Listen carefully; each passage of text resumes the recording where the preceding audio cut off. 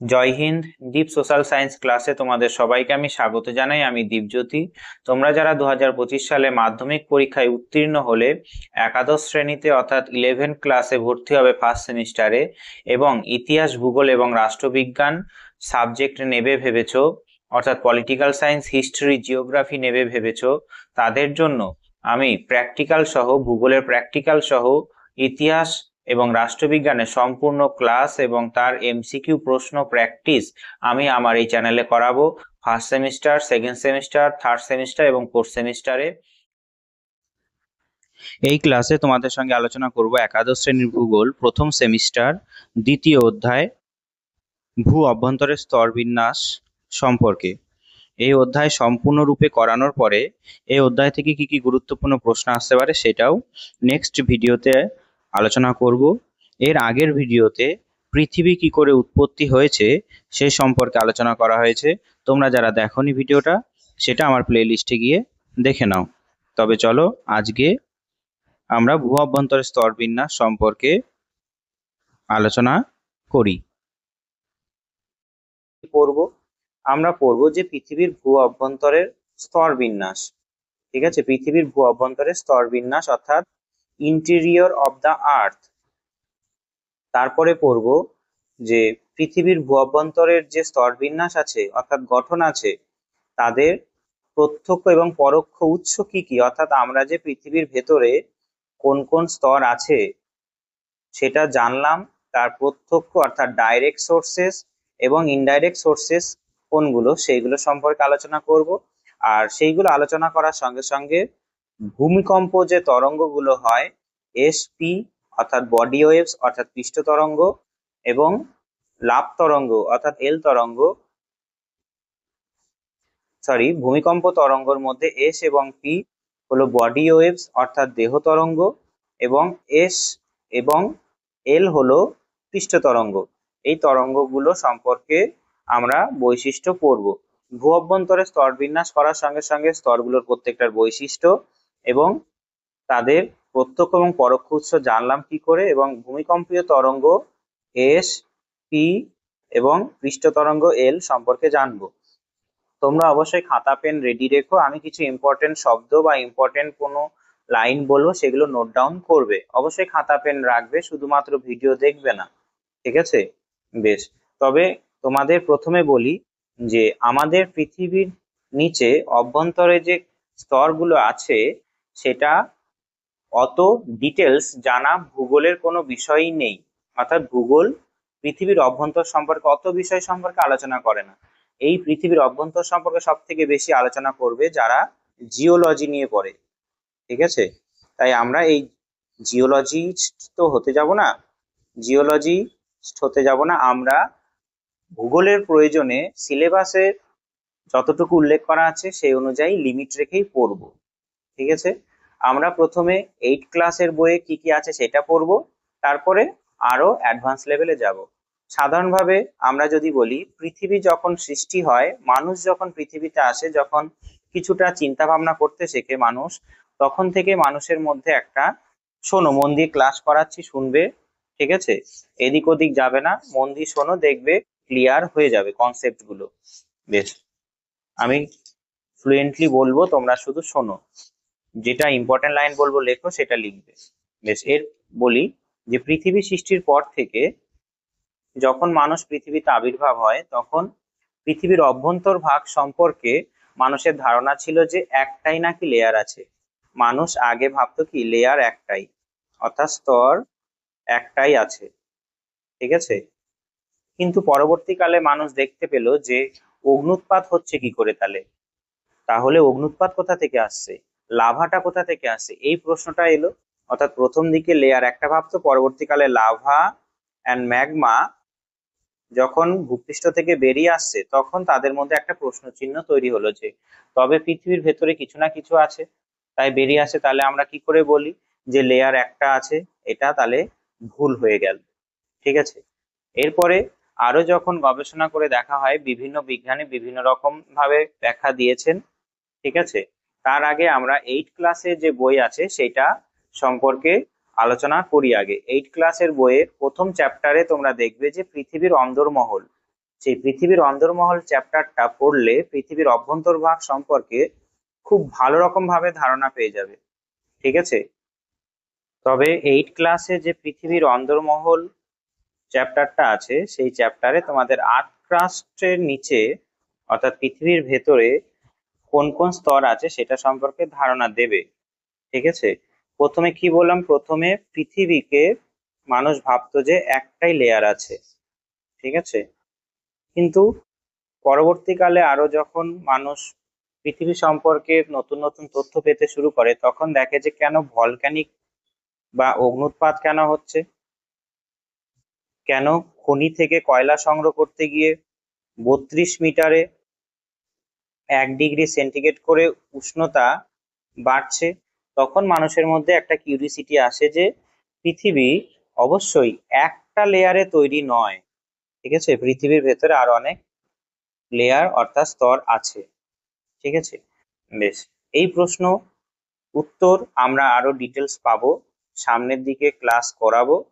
সামনের সময় ক্লাস করাচ্ছি। দেখো, এবার পৃথিবীর ভেতরে কি আছে না না আছে সেটা জানা আমাদের পক্ষে অসম্ভব। সরাসরি আমরা কখনোই মাটির ভেতরে যেতে পারবো না। ঠিক আছে? তার জন্য আমাদের কোনো কোনো অপ্রত্যক্ষ উৎসকে অবলম্বন করেই আমাদের জানতে হবে যে পৃথিবীর ভেতরে কি আছে না না আছে। সাধারণভাবে যদি তোমাদের বলি যে পৃথিবীর নিচে অনেক কটা স্তর আছে। ঠিক আছে? অনেক কটা স্তর মানে বলতে চাইছি যে পৃথিবীর নিচে প্রথমে আমরা যার উপরে হাঁটাচলা করছি সেটা হলো ভূত্বক, যাকে বলা হয় ক্রাস্ট। তারপরে আছে গুরুমণ্ডল, তারপরে আছে কেন্দ্রমণ্ডল। এবার এই তিনটি স্তর যে আছে, এই তিনটি স্তরের প্রত্যেকটার বৈশিষ্ট্য আমাদের পড়তে হবে। এইখানে আমি দেখো তোমাদের ছবিতে দেখাচ্ছি যে এটা হলো এই যে আউটার কোর আর ইনার কোর, অর্থাৎ এই দুটো হলো কেন্দ্রমণ্ডল। অ্যাস্থেনোস্ফিয়ার, তারপর ম্যান্টেল, লোয়ার ম্যান্টেল, এই কটা হলো গুরুমণ্ডল। আর এটা হলো, অর্থাৎ এখানে দেখতে পাচ্ছ যেমন করে আপেলের উপরের যে চোখ মানে ছালটা আছে, আপেলের ছালটা ধরে নাও একটা কি যে ভূত্বক, তার নিচে যে সাদা অংশটা আছে সেটা হলো গুরুমণ্ডল, আর তার ভেতরে যে বীজের অংশটা সেটা হলো কেন্দ্রমণ্ডল। অর্থাৎ এটাও মনে রাখবে যে পৃথিবীর অভ্যন্তরে সব থেকে বড় এবং সব থেকে পুরু স্তরটা হলো কি, যে কি বললাম সেটা হবে গুরুমণ্ডল। এবার এখানে এই যে গুরুমণ্ডল কেন্দ্রমণ্ডল সম্পর্কে আমরা ডিটেলস প্রথমে পড়ে নিই 8 বই থেকে, তারপরে অ্যাডভান্স লেভেলে যাব। প্রথমে কিছু তথ্য তোমাদের জানিয়ে রাখি যে পৃথিবীর ব্যাসার্ধ হলো 6300, কোনো কোনো বইতে 71ও পাবে, কোনো কোনো বইতে 70ও পাবে। ঠিক আছে? তাহলে 6300 কিমি গভীরে যাওয়া সম্ভব নয় আমাদের। তাহলে কি করে জানবো পৃথিবীর অভ্যন্তর সম্পর্কে?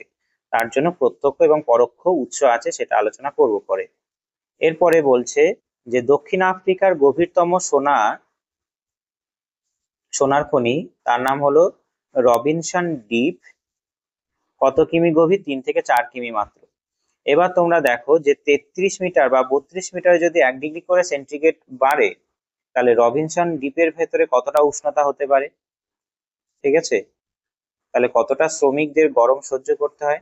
তারপর আরেকটা গুরুত্বপূর্ণ তথ্য তোমাদের দিই যে পৃথিবীর গভীরে কি আছে জানার জন্য খনি ছাড়া উত্তর পশ্চিম রাশিয়া কোলা উপদ্বীপে 12 কিমি গভীর গর্তটি হলো পৃথিবীর গভীরতম গর্ত। পৃথিবীর গভীরতম গর্ত হলো রাশিয়ার কোলা উপদ্বীপে আছে। ঠিক আছে? কিন্তু 12 কিমি যতই হোক না কেন, 6370 কিমির কাছে 12 কিমি কি খুবই ছোট। বেশ, এরপরে বলছে পৃথিবীর রহস্য। ওই যে বললাম যে পৃথিবীর ভেতর থেকে কেন অগ্নুৎপাত বেরিয়ে আসছে, কেনই বা ভূমিকম্প আসছে, ম্যাগমা বেরিয়ে আসছে কিভাবে, লাভা কি করে বেরিয়ে আসছে, তখন মানুষের মনে এই প্রশ্নটা জাগলো যে পৃথিবী একটা স্তর দিয়ে তৈরি নয়। এবার আমরা বলতে পারি সাধারণভাবে যে পৃথিবী আজ থেকে প্রায় বহু কোটি বছর আগে তৈরি করে হয়েছে, প্রায় 500 কোটি বছর আগে। ঠিক আছে? 500 কোটি বছর বা 4.5 বিলিয়ন ইয়ার্স আগতে পৃথিবী তৈরি হয়েছে। এবার পৃথিবী যবে তৈরি হয়েছিল তখন পৃথিবীর ওপরটা এবং ভেতরটা টোটালটাই গরম ছিল, ঠিক আছে, কিন্তু ধীরে ধীরে ঠান্ডা হয়েছে। ওপরের যে ভূত্বকের অংশে আমরা বসবাস করি সেটা হয়ে গেছে ঠান্ডা, আর ভেতরে হয়ে গেছে, ভেতরে এখনো গরম আছে। তাই এইরকম মাঝে মাঝে আমাদের গরম দেখি, ঠিক আছে। আর এই গরমের জন্যই পৃথিবীর ভেতর থেকে কিছু কিছু সময় জল আপনা আপনি বেরিয়ে আসে। সেই জলটা হলো উষ্ণ প্রস্রবণ বলবো আমরা। আমাদের কোথায় আছে? আমাদের বক্রেশ্বরে আছে, বীরভূম জেলার বক্রেশ্বরে উষ্ণ প্রস্রবণ আছে, ঠিক আছে, কি গরম জল বেরিয়ে আসে, ঠিক আছে। কিভাবে বেরোয়? যে কোনো একটা ম্যাগমা বা গরম শিলাস্তরের সংস্পর্শে এসে এই উষ্ণ প্রস্রবণ তৈরি হয়, ঠিক আছে। তাহলে আমরা পৃথিবীর ভেতরে যেতে পারবো না কেন? কারণ এরকম ম্যাগমা স্তর আছে, অর্থাৎ পৃথিবীর ভেতরে যত যাব তত গরম বাড়বে। বেশ, এরপরে ভূতাপ কি? ভূতাপ কি? ভূতাপ হলো এমন একটা শক্তি যার সাহায্যে বিদ্যুৎ তৈরি করা যায়। আমেরিকা যুক্তরাষ্ট্র হলো পৃথিবীর সবচেয়ে বেশি ভূতাপ শক্তি উৎপাদন করে, ঠিক আছে। আর ভারতের কোথায় কোথায় ভূতাপ শক্তি আছে? ছত্তিশগড়ে তাতাপানি, লাদাখের কুগা ভ্যালিতে এরকম উষ্ণ প্রস্রবণ থেকে ভূতাপ শক্তি তৈরি হয় কিছুটা। বেশ, এরপরে আছে পৃথিবীর ঘনত্ব সম্পর্কে দিচ্ছে। আমি এইটের বইটা জাস্ট খুব দ্রুততার সঙ্গে বলবো, তারপরে মেন টপিকে যাব। পৃথিবীর ঘনত্ব বলছে পৃথিবী ভূপৃষ্ঠের গড় ঘনত্ব 2.6 থেকে 3.33 গ্রাম। ঘনত্ব কি করে নির্ণয় করা হয়? ঘনত্ব ধরে নাও এইটা দুটো একটা পাত্র, এই দুটো পাত্রের মধ্যে এইটা 1 সেমি, এটাও 1 সেমি, এটাও 1 সেমি, এটাও 1 সেমি, এটাও 1 সেমি, এটাও 1 সেমি, চার তিন পাঁচটায় সেমি করে 1 সেমি করে। এবার কেন্দ্র, তোমরা যদি ভূত্বকের উপরে বা পৃথিবীর ওপর থেকে কোনো জিনিস এইখানে ভরো, অর্থাৎ মাটি ভরছো ধরে নাও, ঠিক আছে, এখানে মাটি ভরছো, এখানে এরকম করে মাটি ভরছো, যদি তোমরা পৃথিবীর ওপরের মাটিগুলো এইভাবে ভরো, তবে এই যে এইখানে যে ওজন হবে সেটা হবে কত? 2.6 থেকে 3.33 গ্রাম, ঠিক আছে। তার জন্য এইটা বলছে যে ঘন সেমি, ঠিক আছে। ঘন সেমি কেন বলবে? যে এইখানে কোনো ওজন, মেটেরিয়ালের ওজন কত গ্রাম হচ্ছে? 1 সেমি পাত্র,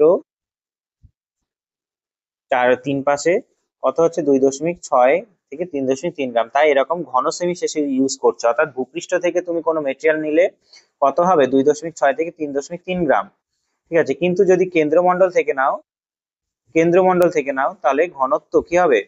বেশি হবে। কেন্দ্রমণ্ডলে অণুগুলো অনেকটা কাছাকাছি আছে, লোহা নিকেল দিয়ে তৈরি, সেই কারণে এর ওজন কত হবে? 2.6 হবে না, কত হবে? প্রায় 11 গ্রাম। যেমন আমরা কাঠের টুকরো যদি রাখি ওজন কম হবে, লোহার টুকরো রাখলে ওজন বেশি হবে, তেমনি আমাদের ভূপৃষ্ঠের উপরে যার উপরে হাঁটি সেটা হলো হালকা মেটেরিয়াল দিয়ে তৈরি, আর ভূপৃষ্ঠের ভেতরে ভারী মেটেরিয়াল দিয়ে তৈরি, ঠিক আছে। বেশ, তাহলে পৃথিবীর একেবারে গভীরে ঘনত্ব কত? ঘনত্ব 13.14 গ্রাম ঘন সেমি হয়। আর তাই এইখানে গড় ঘনত্ব যদি বলে, পৃথিবীর গড় ঘনত্ব মনে রাখবে, পৃথিবীর গড় ঘনত্ব 5.5 গ্রাম, ঠিক আছে। এবার পৃথিবীর ভেতরে গভীরতা যত বাড়ছে ঘনত্ব কেন বাড়ছে? অর্থাৎ গুরুমণ্ডলের ঘনত্ব কিন্তু বেশি ভূত্বকের থেকে, ঠিক আছে, গুরুমণ্ডলের ভূত্বক বেশি ঘনত্ব। তাহলে ঘনত্ব কেন বেশি হলো? কারণ পৃথিবী সৃষ্টির পরে যত ঘন বস্তু আছে, ডেন্সার মেটেরিয়াল আছে, সেটা মাটির নিচে ঢুকে গেছে, মানে ভেতরে ঢুকেছে। যেমন জলের ওপর কোনো কিছু ভাসে, হালকা গুলো আর ভারী গুলো নিচে নেমে যায়, সেরকমই ঘন মেটেরিয়াল বা ভারী জিনিসগুলো ভেতরে ঢুকে গেছে, আর হালকা মেটেরিয়াল গুলো ওপরে আছে। অর্থাৎ কেন্দ্রমণ্ডল, আমাদের পৃথিবীর নিচে যে কেন্দ্রমণ্ডল আছে সেটা হলো ঘনত্ব বেশি, লোহা নিকেল দিয়ে তৈরি, আর উপরের অংশ ভূত্বকটা অ্যালুমিনিয়াম এবং সিলিকা দিয়ে তৈরি, ঠিক আছে। বেশ, ঘনত্ব এখানে তোমরা পড়বে এইটের বই থেকে ঘনত্ব সম্পর্কে, ঠিক আছে। আমি বুঝিয়ে দিলাম ঘনত্ব, অর্থাৎ এইখানে কেন্দ্রমণ্ডলের যে অণুগুলো আছে তার অণুগুলো কাছাকাছি, আর ভূত্বকের অণুগুলো দূরে দূরে আছে। যেমন কাঠের গুঁড়ো আর লোহার গুঁড়ো যদি কম্পারিজন করি, ধরে নাও কাঠের গুঁড়ো বা অ্যালুমিনিয়ামের গুঁড়ো, অ্যালুমিনিয়ামের গুঁড়ো হলো আমাদের ভূত্বক, আর লোহার গুঁড়ো হলো আমাদের কেন্দ্রমণ্ডল। বেশ, এরপরে পৃথিবীর ভেতরে কি আছে না না আছে আমরা জানবো কি করে? আমাদের জানার একমাত্র সব থেকে ভালো উপায় হলো, এক, বললাম যে প্রত্যক্ষ এবং অপ্রত্যক্ষ উৎস। প্রত্যক্ষ উৎস যদি বলি যে ম্যাগমা বেরিয়ে যাচ্ছে, সেটা ল্যাবে নিয়ে গিয়ে টেস্ট করলাম। আর প্রত্যক্ষ উৎস হিসাবে আমরা ব্যবহার করি যে ভূমিকম্প তরঙ্গ। এই ভূমিকম্প তরঙ্গ আমরা পড়ব। ভূমিকম্পে তরঙ্গের মধ্যে আছে পি তরঙ্গ এবং এস তরঙ্গ। পি তরঙ্গ মনে রাখবে কঠিন, তরল, গ্যাসীয় তিনটে মাধ্যমে যায়, আর এস তরঙ্গ শুধুমাত্র কঠিন মাধ্যমে যায়। ঠিক আছে, এবার আমরা ভূমিকম্প তরঙ্গ বিশ্লেষণ করে বিজ্ঞানীরা দেখেছেন, ঠিক আছে, যে ভূমিকম্প তরঙ্গ কোন একটা জায়গায় যখন ভূমিকম্প তৈরি হয়, অর্থাৎ এখানে ভূমিকম্প তৈরি হলো পৃথিবীর ভূত্বক থেকে 15 কিমি নিচে।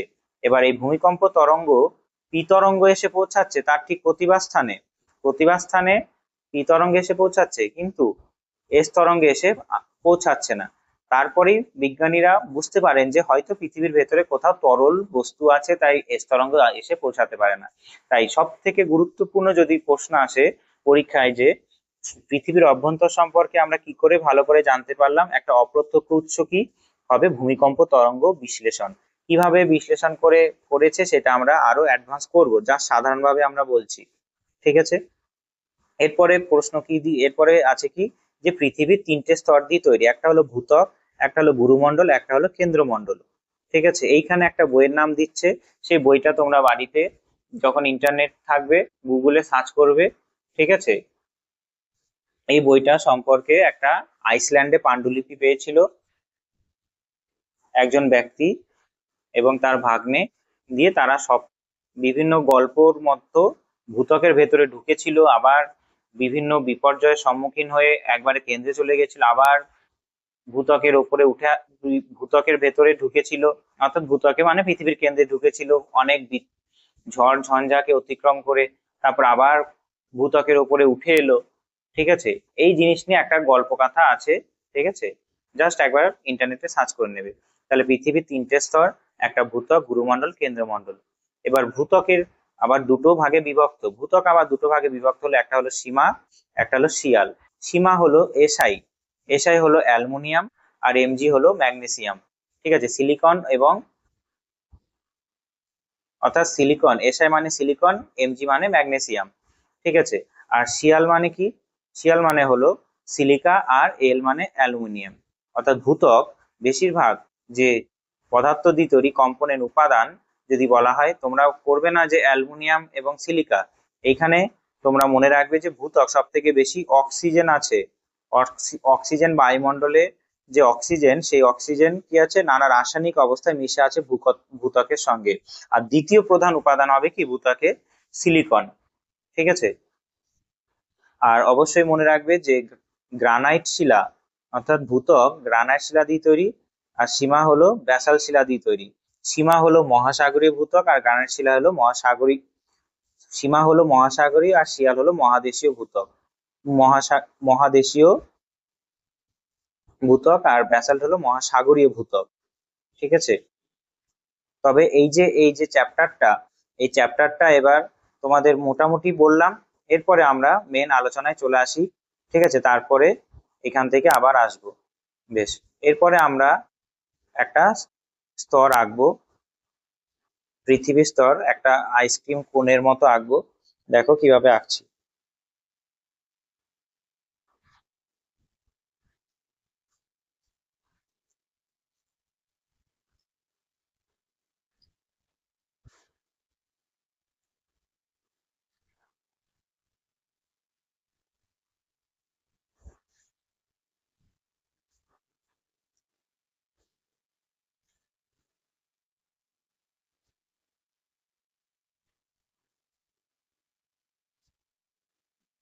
তোমরা ড্রয়িং করে নিতে পারো, তোমাদের সুবিধা হবে পরে পড়তে।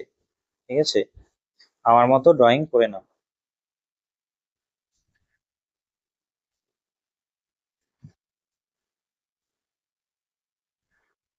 এটা হলো পর্বত।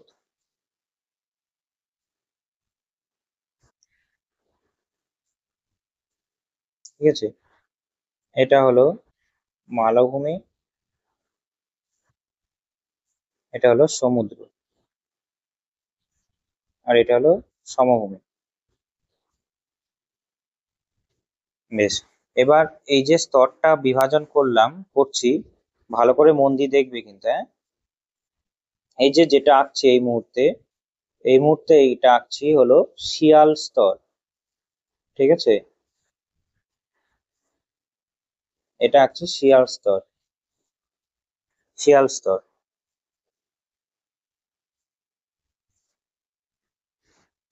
এটা আঁকছি আমি, এটা আঁকছি হলো সীমা স্তর।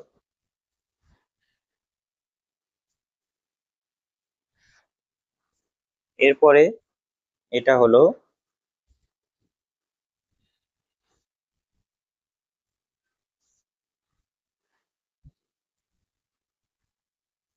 এরপরে আঁকছি এটা হলো গুরুমণ্ডল।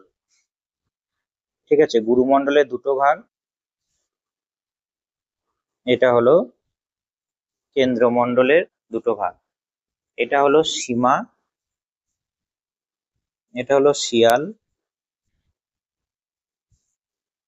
আর এটা হলো সীমা। তোমরা খাতা পেন বের করে লিখে নিতে পারো। ঠিক আছে, এটা হলো প্রফেসিমা,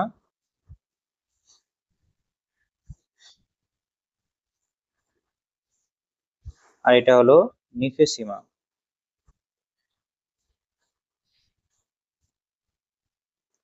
আর এই টোটালটা হলো নিফে। ঠিক আছে, এই টোটালটা হলো নিফে। নিফে এই কটা হলো স্তর আছে পৃথিবীর ভেতরে। এই ক্রফেসিমার মধ্যেই আমাদের অ্যাসথেনোস্ফিয়ার আছে, অ্যাসথেনোস্ফিয়ার।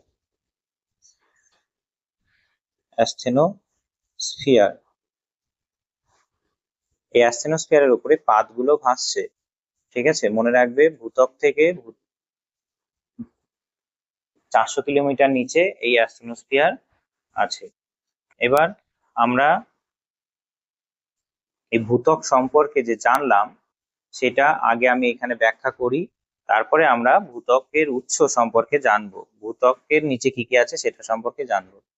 প্রথম যেটা আঁকলাম এইটা হলো সব থেকে ছোট, এটা হলো ভূত্বক, যেটাকে ইংরেজিতে বলা হয় ক্রাস্ট। এটা হলো গুরুমণ্ডল। ঠিক আছে, সব থেকে বড়, এটা হলো গুরুমণ্ডল।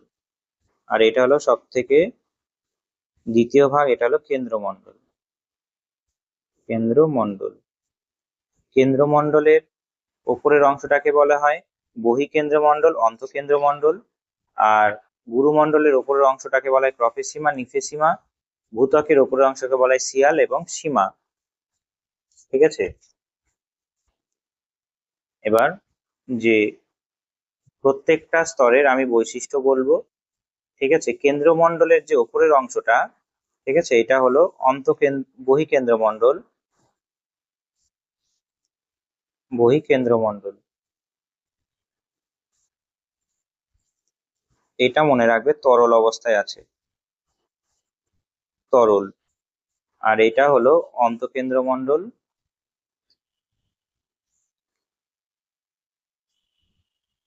অন্তঃকেন্দ্রমণ্ডল কঠিন অবস্থায় আছে। ঠিক আছে, আর এই যে গুরুমণ্ডলের যে অংশটা, এটা অ্যাস্টেনোস্ফিয়ারের এই অংশটা, এটা আছে কি ওই যখন গুড় জাল দেওয়া হয়, যখন শেষ পর্যন্ত নাড়ু বানানোর আগের মুহূর্তে যখন টকবক করে ফোটে যে জেলি টাইপের, সেই রকম গরম হয়ে আছে এই গুরুমণ্ডলের অংশটা। ঠিক আছে, অ্যাস্টেনোস্ফিয়ারের অংশটা যার উপরে প্লেট ভাসছে। এবার এইখানে বিশেষভাবে মনে রাখবে যে বহিঃকেন্দ্রমণ্ডল তরল আর এটা অন্তঃকেন্দ্রমণ্ডল হলো কঠিন। ঠিক আছে, আমাদের আর একটা অবজারভেশন এখানে করবে যে ভূত্বক দেখতে পাচ্ছে এখানে, ভূত্বক পর্বতের নিচে, ভূত্বকে অর্থাৎ শিয়ালের গভীরতা বেশি। অর্থাৎ এইখান থেকে যদি আমি দেখি এতখানি পর্যন্ত হলো পর্বতের নিচে ভূত্বক আছে। আবার মালভূমির কাছে ভূত্বকের পরিমাণটা কিছুটা কমে গেল, আর সমভূমির কাছে আরো কমে গেল। তাহলে পর্বতের নিচে ভূত্বকের গভীরতা বেশি, সমুদ্রের নিচে একেবারেই কম, আবার কোথাও গিয়ে তো প্রায় শেষই হয়ে যাচ্ছে, অর্থাৎ এই জায়গায় শেষই হয়ে যাচ্ছে। ঠিক আছে, শেষই হয়ে যাচ্ছে, ভূত্বকের চিহ্নই থাকছে না। তাই ভূত্বকের গড় গভীরতা মনে রাখবে 30 কিলোমিটার। ভূত্বকের গড় গভীরতা 30 কিলোমিটার। গুরুমণ্ডলের ক্রফেসিমার যে গভীরতা, ক্রফেসিমা অর্থাৎ এইখান থেকে এতখানির গভীরতা কত? 700 কিমি। এইখান থেকে গভীরতা, নিফেসিমার গভীরতা হলো মোটামুটি 2900 কিমি। ঠিক আছে, 2900 কিমি কোথায় হবে? এটা এখানে হবে, অর্থাৎ এটা হলো 2900, এটা হলো 700 কিমি। ঠিক আছে, এখানে লিখলাম না, এখানে লিখে দিলাম, এই লাইনটা মুছে দিই।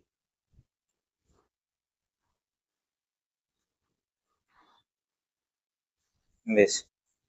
আর কেন্দ্রমণ্ডলের শেষে কত হবে? কেন্দ্রমণ্ডলের শেষে এটা হবে 5100 কিমি, আর এটা হবে 6370 কিমি। তবে আমাদের স্তর বিন্যাস হয়ে গেল। এবার মনে রাখবে যে প্রত্যেকটা স্তর এক একটা ভিন্ন মেটেরিয়াল দিয়ে তৈরি। ঠিক আছে, এবার এই যে এতগুলো স্তর আমরা কি করে জানলাম? সেই জানার যে সোর্স, সেটা তোমাদের বলছি। জানার সোর্স দুটো, উৎস, ভূ অভ্যন্তর সম্পর্কে জানার উৎস। ঠিক আছে, উৎস হলো দুটো, একটা হলো প্রত্যক্ষ উৎস, ডাইরেক্ট, আর একটা হলো অপ্রত্যক্ষ, ইনডাইরেক্ট। এই কটা আমি জাস্ট লিখছি। প্রত্যক্ষ উৎস হিসাবে তোমরা মনে রাখবে অগ্নুৎপাত, অগ্নুৎপাত বা ভলক্যানিক ইরাপশন। ঠিক আছে, এটা হলো প্রত্যক্ষ উৎস। আর প্রত্যক্ষ উৎস কি হবে? আর তেমন প্রত্যক্ষ উৎস নেই। ঠিক আছে, এরপরে আছে অপ্রত্যক্ষ উৎস। অপ্রত্যক্ষ উৎস হিসাবে অগ্নুৎপাত হবে প্রত্যক্ষ উৎস, তারপরে আরেকটা বলি খনিগর্ভ, আর একটা বলি ocean drilling. Ocean drilling, drilling মানে কি? সমুদ্র, সমুদ্র কি ড্রিলিং মানে গর্ত করা। সমুদ্র গর্ত, গর্ত কেমন শব্দ লাগছে? ড্রিলিংটাই ঠিক আছে, সমুদ্র ড্রিলিং। ঠিক আছে, আর অপ্রত্যক্ষ উৎসর মধ্যে অনেক কটা পড়বে, সেই কটা লিখছি, শুনে নাও। আমি প্রত্যেকটা আলোচনা করছি পরে। ঠিক আছে, অপ্রত্যক্ষ উৎসর মধ্যে পড়বে কি? সব থেকে গুরুত্বপূর্ণ পড়বে ভূমিকম্প তরঙ্গ। ভূমিকম্প তরঙ্গ। তারপরে পড়বে সব থেকে অপ্রত্যক্ষ উৎস হিসাবে পড়বে যে পৃথিবীর উৎপত্তি। পৃথিবীর উৎপত্তি। তারপরে আরেকটা পড়বে কি? উল্কাপাত। ঠিক আছে, মেটিওরাইট হিট, পৃথিবীর উৎপত্তি, ভূমিকম্প তরঙ্গ মানে বলতে বোঝায় কি? Seismic waves. ঠিক আছে, এসিআইএস, সিসমিক ওয়েভ। তারপর origin of earth, origin of earth. উল্কাপাত হলো মেটিওরাইটস। ঠিক আছে, এই কটা হলো অপ্রত্যক্ষ উৎস, ভূ অভ্যন্তর সম্পর্কে জানার অপ্রত্যক্ষ উৎস। একটা উৎস হিসাবে আমরা প্রথমে বলি যে কি? অগ্নুৎপাত। এই অগ্নুৎপাত বলতে বোঝাচ্ছে যে পৃথিবী সম্পর্কে কি করে ধারণা দিচ্ছে। এটা ধারণা দেওয়ার হলো যে পৃথিবীর ভেতর থেকে ম্যাগমা বেরিয়ে আসছে, তাই না? তাহলে এই ম্যাগমা গুলো যদি আমরা ল্যাবে নিয়ে গিয়ে টেস্ট করি, তাহলে আমরা বুঝতে পারবো যে পৃথিবীর নিচে কি মেটেরিয়াল দিয়ে তৈরি। এটা একটা গেল। 2 নম্বর হলো খনিগর্ভ। আমরা একটু আগে পড়লাম যে পৃথিবীর সব থেকে গভীরতম গর্তের নাম কোথায় আছে? গভীরতম গর্ত, বলো দেখি, গভীরতম গর্ত আছে রাশিয়ার কোলা উপদ্বীপে। তাহলে সেই খনি গর্ভ থেকে যারা, যদি বিজ্ঞানীরা যায়, যা সায়েন্টিস্টরা যায়, ঠিক আছে, তবে বুঝতে পারবে কিছুটা যে পৃথিবীর নিচে যত যাওয়া যাচ্ছে উষ্ণতা বাড়ছে, পরিবর্তন হচ্ছে মেটেরিয়াল। ঠিক আছে, বোঝা গিয়েছে? বেশ। তারপর ভারতেও একটা খনি অঞ্চল আছে প্রায় 3217 মিটার, অর্থাৎ প্রায় 3 মিটার, 3 কিমি গভীর, কর্ণাটকে আছে। ঠিক আছে, কোলার, কোলার গোল্ড ফিল্ড। ঠিক আছে, তাহলে এই যে খনি গর্ভেতে যখন খনিজ সম্পদ উত্তোলন করা হয় তখনও পৃথিবীর অভ্যন্তর সম্পর্কে কিছুটা ধারণা পাওয়া যায়। ঠিক আছে। আর এখানে প্রত্যক্ষ উৎস হিসাবে আরেকটা দিয়েছে কি, ওশেন ড্রিলিং। ওশেন ড্রিলিং এর মধ্যে তোমাদের কিছু শব্দ বলছে, লিখে নিতে পারো। ঠিক আছে। JOIDES, এটা একটা প্রজেক্ট ছিল। কত সালে ছিল? 1978 সাল থেকে শুরু হয় এটা, প্রায় 6 বছর ধরে চলে, 1984 পর্যন্ত। ঠিক আছে। সমুদ্রের নিচে তেল অনুসন্ধানের জন্য করা হয়েছিল। প্রায় 2 কিমি গভীর খনন করা হয়েছিল। ঠিক আছে। আর একটা আছে গ্লোমার চ্যালেঞ্জ, এটা এটা পরে হয়েছিল। ঠিক আছে, জয়ডিসটা পরে হয়েছিল। আর একটা কি বললাম, আর একটা হলো গ্লোমার চ্যালেঞ্জ। গ্লোমার চ্যালেঞ্জ, এই কথাগুলো লিখে নিতে পারো। গ্লোমার চ্যালেঞ্জ হয়েছিল কত সালে? 1968 সালে। যে তোমরা ভূগোলে যখন আরো সামনের দিকে যাব তখন একটা বিজ্ঞানীর নাম পাবে, আর্থার হোমস। আর্থার হোমস, তিনি পরিচলন স্রোতের তত্ত্ব দিয়েছিল। পরিচলন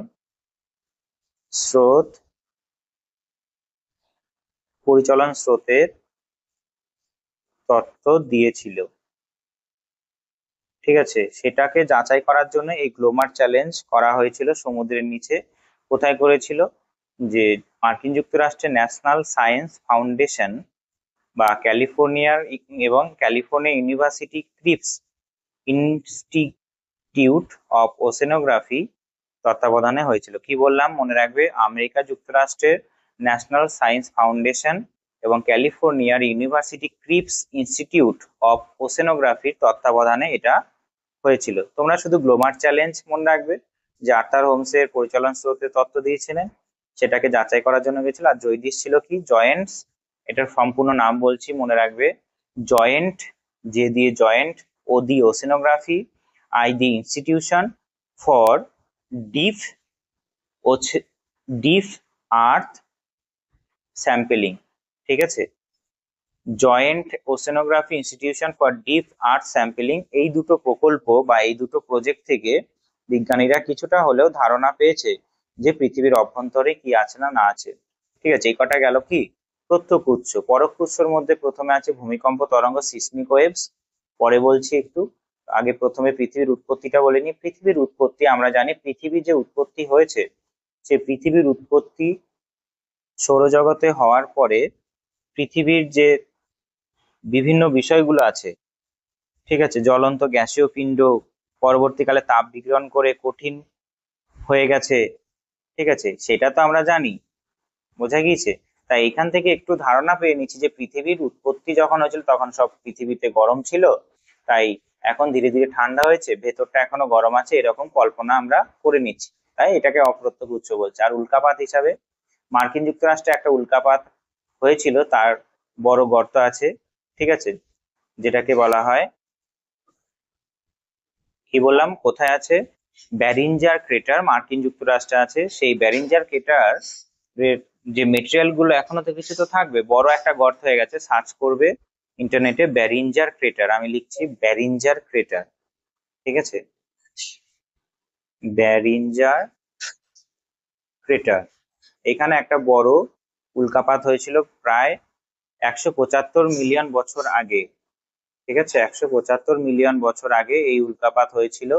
সেই উল্কাপাতের মেটেরিয়াল গুলো আমরা ল্যাবে টেস্ট করে জানতে পারি যে পৃথিবীর ভেতরে কি আছে না না আছে, বা পৃথিবী কি দিয়ে তৈরি। কারণ আমরা জানি যে পৃথিবীর উৎপত্তি হয়েছে এবং উল্কাপাতও পৃথিবীর সঙ্গে সঙ্গেই উৎপত্তি হয়েছে, বোঝা গিয়েছে। তাই আমরা এই উল্কাপাতের মেটেরিয়াল গুলো আলোচনা করে আমরা জানতে পারি যে পৃথিবীর অভ্যন্তরে কি আছে। বেশ, এরপরে সব থেকে গুরুত্বপূর্ণ টপিক, এইখান থেকে প্রশ্ন আসবেই আসবে, সিসমিক ওয়েভস। ঠিক আছে, সিসমিক ওয়েভস এর মধ্যে আমি বলছি, শোনো মন দিয়ে শুনবে। ভূমিকম্প তরঙ্গ, ভূমিকম্প তরঙ্গ। ঠিক আছে, ভূমিকম্প তরঙ্গ, ভূমিকম্প তরঙ্গ। ভূমিকম্প তরঙ্গ দু ধরনের, একটা হলো পৃষ্ঠ তরঙ্গ, আর একটা হলো দেহ তরঙ্গ। পৃষ্ঠ তরঙ্গকে বলা হয় সারফেস ওয়েভস, ঠিক আছে। এটা হলো সিসমিক ওয়েভস, এটা হলো বডি ওয়েভস, ঠিক আছে। তাহলে ভূমিকম্পের তরঙ্গ দু ধরনের, পৃষ্ঠ তরঙ্গের মধ্যে আসবে এল তরঙ্গ, আর দেহ তরঙ্গের মধ্যে আসবে পি তরঙ্গ এন্ড এস তরঙ্গ, ঠিক আছে। পি তরঙ্গ আর এস তরঙ্গ বোঝা গিয়েছে। পি তরঙ্গ আর এস তরঙ্গ হলো দেহ তরঙ্গের মধ্যে আসবে, পি এন্ড এস, ঠিক আছে। এবার আমরা প্রথমে একটু ভূমিকম্প সম্পর্কে জানি, যে এটা যদি আর্থ সারফেস হয়, ঠিক আছে, আর্থ সারফেস হয়,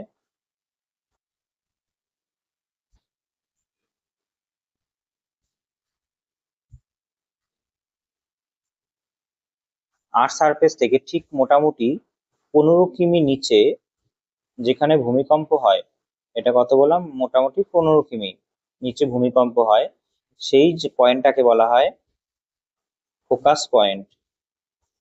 ফোকাস পয়েন্ট ভূমিকম্পের কি, এটা ফোকাস পয়েন্ট।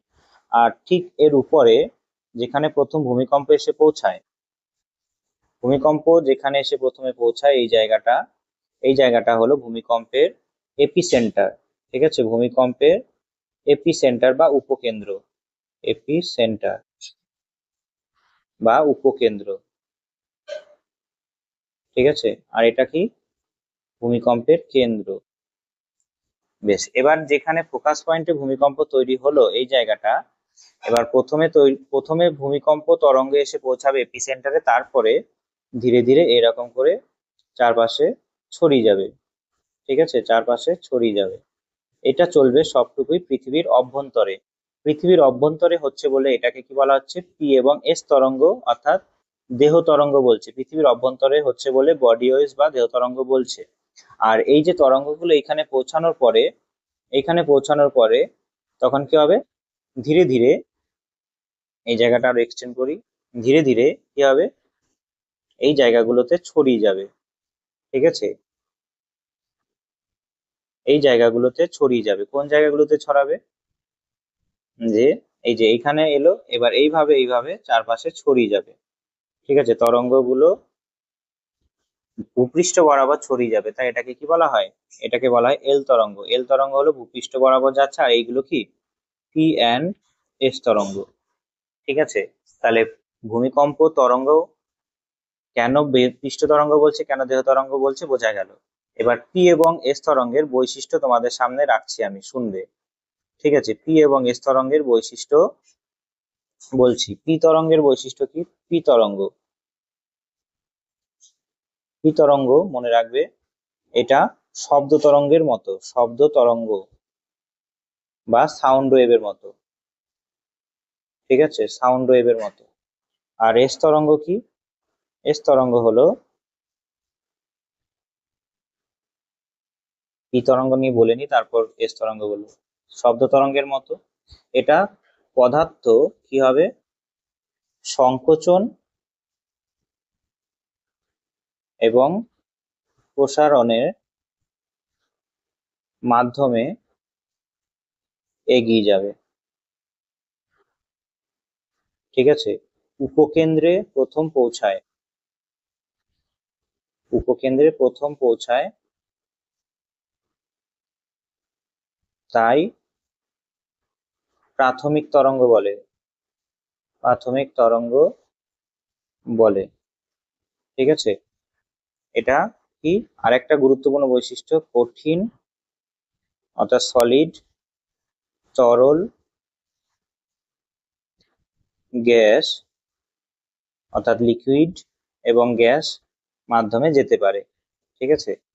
কেমন করে যাবে, এখানে আমি আঁকছি, এরকম ক্রমান্বয়ে সংকোচন হবে, আবার প্রসারণ হবে, ঠিক আছে, আবার সংকোচন হবে, আবার প্রসারণ হবে, এরকম করে যাবে, ক্রমান্বয়ে সংকোচন এবং প্রসারণ হবে। আমি ছবিতে দেখাচ্ছি পরে। এস তরঙ্গ, এস তরঙ্গ কেমন করে এগিয়ে যাবে? এটা হলো আলো তরঙ্গের মতো, আলো তরঙ্গের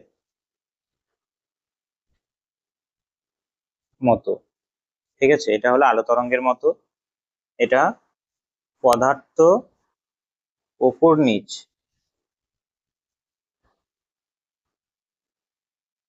ওপর নিচ ওঠানামা করে, পদার্থ ওপর নিচ ওঠানামা করে এগিয়ে যাবে। ঠিক আছে, পদার্থ ওপর নিচ ওঠানামা করে এগিয়ে যাবে, শুধুমাত্র কঠিন মাধ্যমে যাবে, কঠিন মাধ্যমেই যাবে। ঠিক আছে, শুধুমাত্র কঠিন মাধ্যমেই যাবে এস তরঙ্গ। এটা কেমন করে যাবে আমি ছবি আঁকছি, দেখো। এরকম ওপর নিচে ওঠানামা করে এগিয়ে যাবে। ঠিক আছে, বেশ। এবার এইটা তো আমি বললাম, এবার ছবিতে দেখো এস তরঙ্গ পি তরঙ্গ কেমন করে যাচ্ছে। দেখো পি তরঙ্গ, এই যে এই পার্টটা, পি তরঙ্গ এই যে এইখানে, এই যে এইখান থেকে এইটুকু কি হয়েছে, ক্রমান্বয়ে সংকোচন হয়েছে, আবার এইখান থেকে এতখানি প্রসারণ হয়েছে। ঠিক আছে, এইভাবে সামনের দিকে পি তরঙ্গ এগিয়ে যাবে। আর এস ওয়েভ কেমন যাবে, এরকম করে উপর নিচে ওঠানামা করে সামনের দিকে এগিয়ে যাবে। ঠিক আছে, এটা হলো এস ওয়েভ। পি তরঙ্গ কি, সলিড, লিকুইড, গ্যাস, তিনটে মাধ্যমে যাবে। এটা শুধু কোথা দিয়ে যাবে, সলিড দিয়ে যাবে।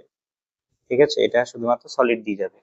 পি তরঙ্গ যদি পৃথিবীর ওপরে আঘাত করে কেমন করে যাবে, এই যে বিল্ডিং ওপর নিচে ওঠানামা করবে, অর্থাৎ একবার ওপরে উঠবে আবার নিচে নামবে, একবার উপরে উঠবে একবার নিচে নামবে, অর্থাৎ এইরকম করে ওপরে উঠবে আবার নিচে নামবে, উপরে উঠবে এবং নিচে নামবে। ঠিক আছে, এটা হলো পি তরঙ্গ। আর এস তরঙ্গ কি হবে, বিল্ডিং নড়বে, নড়বে মানে কি, একবার এইদিকে যাবে আবার একবার এইদিকে যাবে। ঠিক আছে, আর পি তরঙ্গ একবার উপরে উঠবে আবার নিচে নামবে, আবার উপরে উঠবে একবার নিচে নামবে। ঠিক আছে, পদার্থ সংকোচন প্রসারণের মধ্যে হচ্ছে। পি তরঙ্গ এস তরঙ্গ বোঝা গেল। এবার এই পি তরঙ্গ এস তরঙ্গ বললাম যে পি তরঙ্গ হলো শব্দ তরঙ্গের মতো, সলিড লিকুইড গ্যাস তিনটে মাধ্যমে যায়। আর এস ওয়েভ হলো শব্দ তরঙ্গ, আলো তরঙ্গের মতো শুধুমাত্র কঠিন মাধ্যমে যায়। ঠিক আছে, আলো তরঙ্গের মতো কঠিন মাধ্যমে যায়। বেশ, আলো তরঙ্গ কেন বলছে, কারণ উপর নিচে ওঠানামা করছে। ঠিক আছে, এবার অনেকে প্রশ্ন করবে যে সলিড মানে কঠিন মাধ্যমে কি করে আলো যাচ্ছে। আলোর প্রশ্ন আসছে না, আলো তরঙ্গ সামনের দিকে এগিয়ে যেমন যায়, অর্থাৎ উপর নিচে ওঠানামা করে, তেমন এস তরঙ্গ সেইভাবে যায়। ঠিক আছে, আর পি তরঙ্গ হলো শব্দ তরঙ্গের মতো, কম্প্রেশন হচ্ছে অর্থাৎ সংকোচন হচ্ছে, প্রসারণ হচ্ছে, এইভাবে যাচ্ছে। এখানে আলো প্রশ্ন আসছে না। ঠিক আছে, তাই আলোর সঙ্গে গুলিয়ে দিও না। ঠিক আছে, সলিডের মধ্যে দিয়ে আলো যায় না, কি করে বলছেন স্যার সলিডের মধ্যে দিয়ে এস তরঙ্গ যাচ্ছে আলো হয়ে, এরকম নয় ব্যাপারটা। ঠিক আছে, এরপরে আমাদের গুরুত্বপূর্ণ কথা এবার আমি বলবো যে এখানে দেখো যে পি তরঙ্গ, আমরা জানি যে ভূত্বক সব থেকে পাতলা একটা স্তর, এই যে এই অংশটা হলো ভূত্বক। ঠিক আছে, এই যে এই অংশটা হলো ভূত্বক, সব থেকে পাতলা অংশ।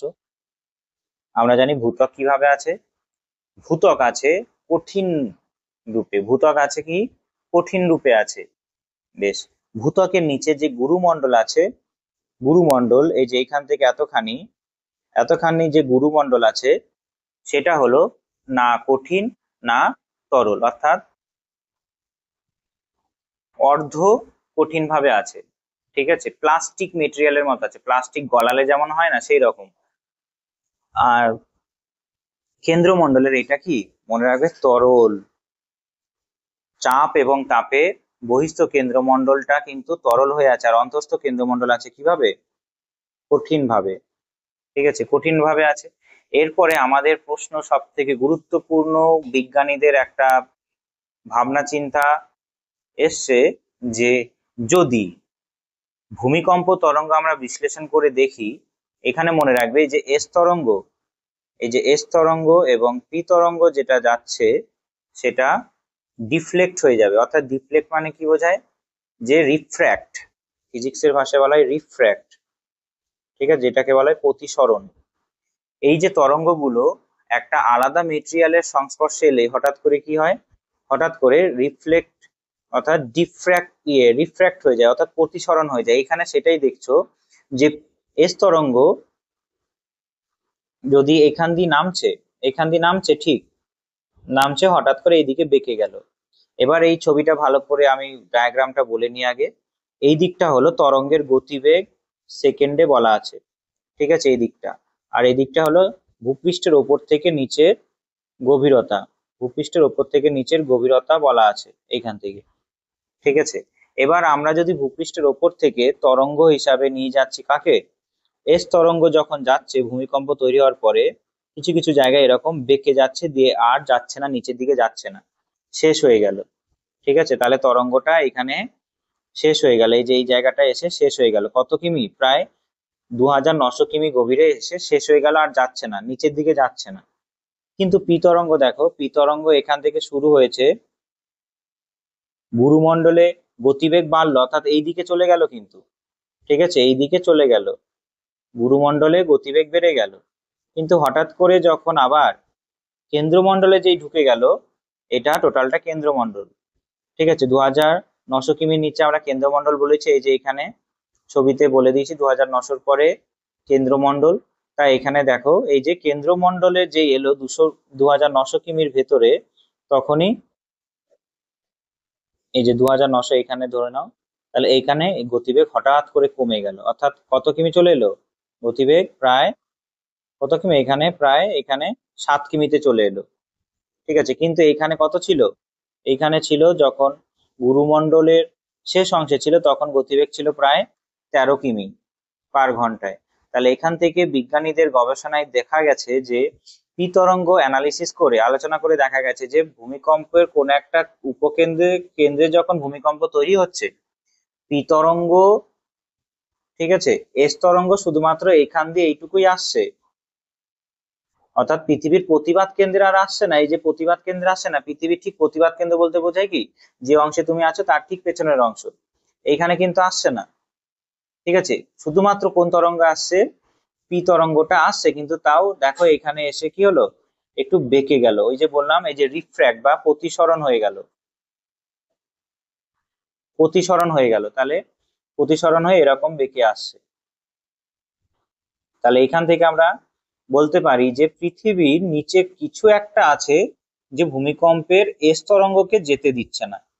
তাহলে আমরা একটু আগে পড়লাম যে এস তরঙ্গ কোন দিক দিয়ে যায়, শুধুমাত্র এস তরঙ্গ শুধুমাত্র সলিড দিয়ে যায়, সলিড দিয়ে যায়, তাই না, এস তরঙ্গ শুধুমাত্র সলিড দিয়ে যায়। এই যে এখানেও বললাম যে কঠিন পদার্থের মধ্যে দিয়ে যায়, ঠিক আছে, কঠিন মাধ্যমে দিয়ে যাবে। তাহলে এইখানে বিজ্ঞানী মহলে একটা প্রশ্ন আসছে যে পৃথিবীর নিচে এমন কিছু আছে যেটা এস তরঙ্গকে যেতে বাধা দিচ্ছে।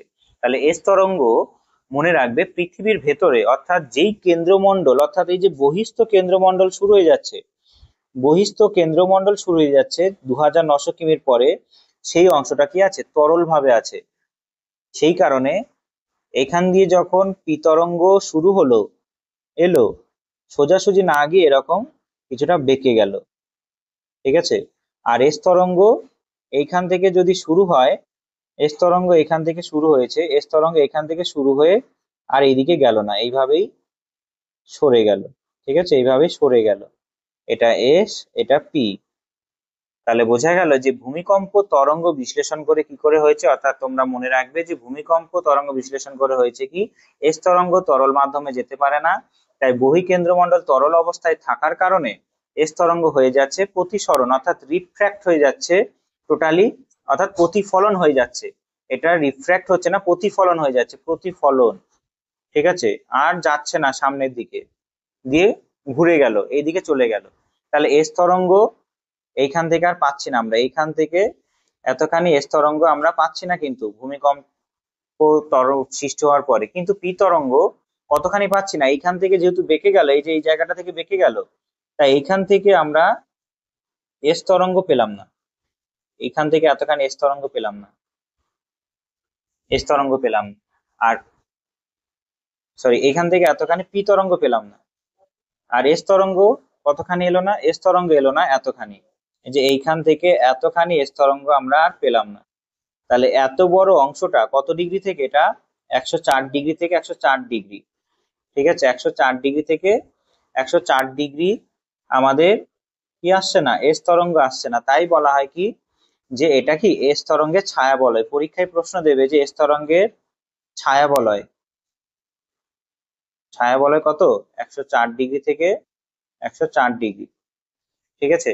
আর পি তরঙ্গের ছায়া বলয় কত থেকে কত হবে, 104 থেকে 140। পি তরঙ্গের ছায়া বলয় 104 থেকে 140 ডিগ্রি। কতখানি, এই যে এতখানি যেটা আঁকলাম এইটা। তাহলে এই যে পৃথিবীর ভেতরটা কেন্দ্রমণ্ডল অংশটা টোটালি তরল আছে, এর জন্যই এস তরঙ্গ পৌঁছালো না 104 থেকে 104-এ, আর পি তরঙ্গ 104 থেকে 140-এ পৌঁছালো না, কারণ কেন্দ্রমণ্ডল এর উপরের অংশ অর্থাৎ বহিস্থ কেন্দ্রমণ্ডলটা তরল থাকায় পি তরঙ্গ কি হয়ে গেল, রিফ্র্যাক্ট হয়ে গেল বা প্রতিসরণ হয়ে গেল, ঠিক আছে, প্রতিসরণ হয়ে গেল। তাহলে বোঝা গেল যে যে অপ্রত্যক্ষ উৎস হিসাবে আমরা ভূমিকম্প তরঙ্গ কি করে আমরা বুঝলাম। এখানে বিজ্ঞানীরা বুঝতে পারলো যে পৃথিবীর ভেতরে অর্থাৎ জিওলজিস্ট বা জিওলজি যারা নিয়ে পড়ছে বিজ্ঞানী, তারা দেখতে পেলো যে পৃথিবীর ভেতরে বহিঃকেন্দ্রমণ্ডলটাই হয়ে গেছে তরল, তাই এই ভূমিকম্প তরঙ্গ এলো না। তাহলে আমরা কিছুটা ধারণা তো পেলাম পৃথিবীর ভেতর সম্পর্কে। বেশ, তাহলে উৎসগুলো আমরা বুঝতে পারলাম যে পৃথিবীর উৎপত্তি, পৃথিবীর ভেতরের যে কি কি দিয়ে তৈরি তার উৎসটা বুঝতে পারলাম। এবার প্রত্যেকটার এক এক করে সেপারেটলি আমরা বৈশিষ্ট্য পড়বো, ঠিক আছে। উৎস তো বোঝা গেল, এক একটা বৈশিষ্ট্য সেপারেটলি পড়বো। ভূত্বক কি দিয়ে তৈরি, তারপর গুরুমণ্ডল কি কি দিয়ে তৈরি, এবং কেন্দ্রমণ্ডল কি কি দিয়ে তৈরি, ঠিক আছে। তবে আমরা ভূমিকম্প তরঙ্গ বিশ্লেষণ করে ফেললাম, ঠিক আছে।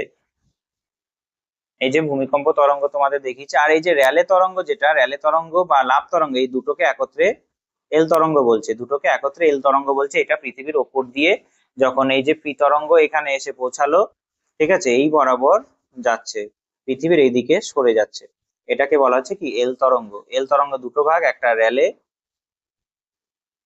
আর একটা কি লাভ, ঠিক আছে। বেশ, এরপরে পৃথিবীর প্রত্যেকটা স্তরের বৈশিষ্ট্য আমরা এক এক করে জানবো, ঠিক আছে। প্রত্যেকটা স্তরের বৈশিষ্ট্য এক এক করে জানবো, আমি ওরালি বলবো, তোমরা লিখে নেওয়ার চেষ্টা করবে, ঠিক আছে। ভূত্বক, প্রথমে হবে ভূত্বক।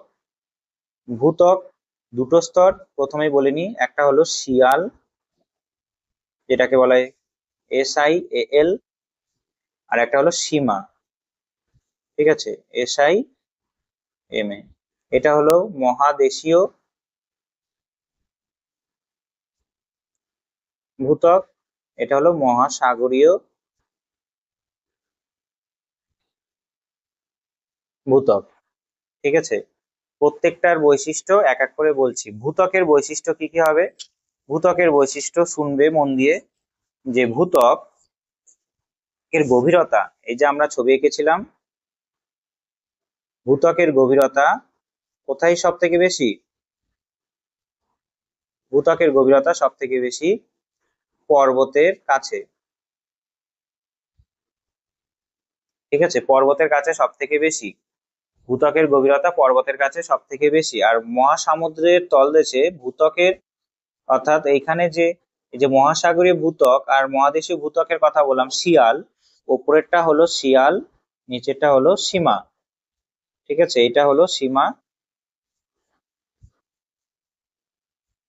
এই যে শিয়াল এবং সীমা, যদি দেখো, শিয়াল মহাসাগরীয় তলদেশে একেবারেই নেই, অর্থাৎ মনে রাখবে পর্বতে নিচে, পর্বতের নিচে কি শিয়াল, অর্থাৎ ভূত্বকের গভীরতা বেশি, গভীরতা বেশি। আর মহাসাগরীয় তলদেশে ভূত্বক প্রায়, ভূত্বকের শিয়াল স্তর নেই, মহাসাগরীয় তলদেশে ভূত্বকের শিয়াল স্তর নেই, বোঝা গেছে। এরপরের বৈশিষ্ট্য বলছি, ভূত্বকের গভীরতা গড়ে কত কিলোমিটার, 30 কিলোমিটার, ঠিক আছে, ভূত্বকের গভীরতা গড়ে 30 কিলোমিটার। এরপরে ভূত্বকের নিচে আছে গুরুমণ্ডল। গুরুমণ্ডল তারে এটা গুরুমণ্ডলের দুটো ভাগ কি বলেছিলাম, গুরুমণ্ডল প্রফে সীমা, আর এটা হলো নিফে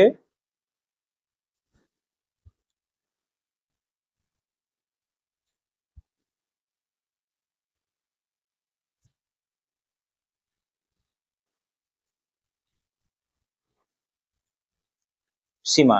তাহলে এই যে প্রফেসিমা নিফেসিমা গুরুমণ্ডলের অংশ, তাহলে এই যে এই অংশটার পর থেকে আলাদা মেটেরিয়াল দিয়ে তৈরি, আবার এই অংশটার পর থেকে আলাদা মেটেরিয়াল দিয়ে তৈরি, তাই না? তাই আমাদের মনে রাখতে হবে যে ভূত্বকের যে শিয়াল সীমা আলাদা হচ্ছে কনোরাডো বিযুক্তি রেখা।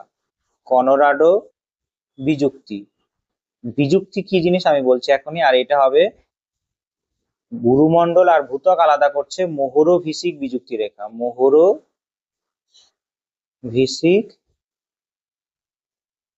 বিযুক্তি। ঠিক আছে, মোরভিসিক বিযুক্তি। তাহলে কনোরাডো আর মোরভিসিক বিযুক্তি, এই কনোরাডোর যে নামটা, সেই কনোরাডো নামটা একটা বিজ্ঞানীর নাম অনুসারেই হয়েছে, মনে রাখবে কনোরাডো নামটা একটা বিজ্ঞানীর নাম অনুসারেই হয়েছে।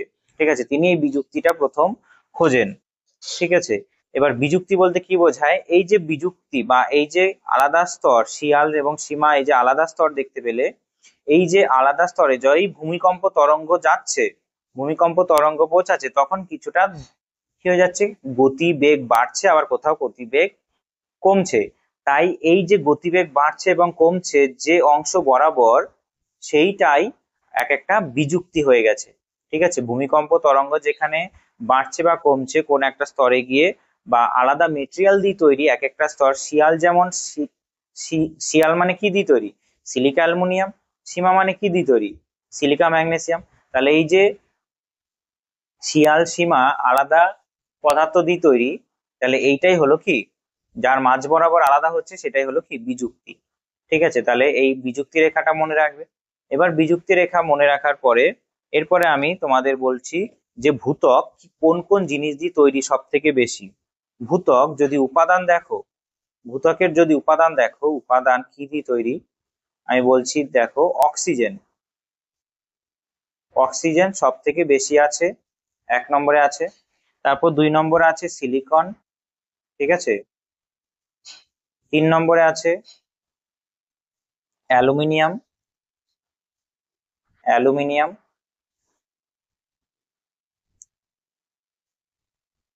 আর 4 নম্বরে আছে লোহা। ঠিক আছে, লোহা।